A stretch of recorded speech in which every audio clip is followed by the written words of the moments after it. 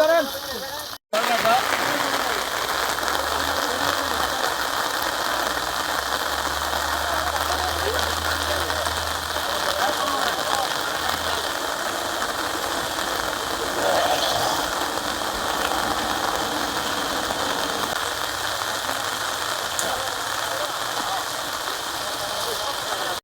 ঝড় বৃষ্টি বন্ধ এটা থাকবে, এটা প্রাকৃতিক দুর্যোগ।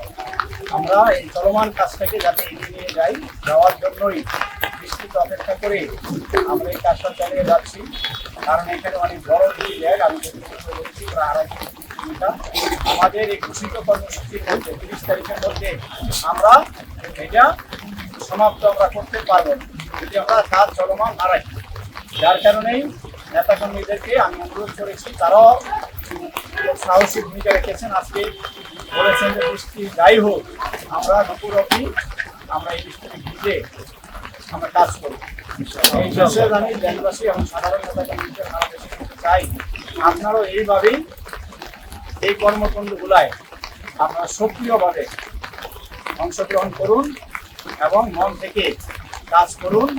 মানুষ অবশ্যই বুঝতে পারবেন কোন কাজটা মন থেকে হচ্ছে, কোনটা মন থেকে হচ্ছে না, সেটা সাধারণ মানুষ মূল্যায়ন করে।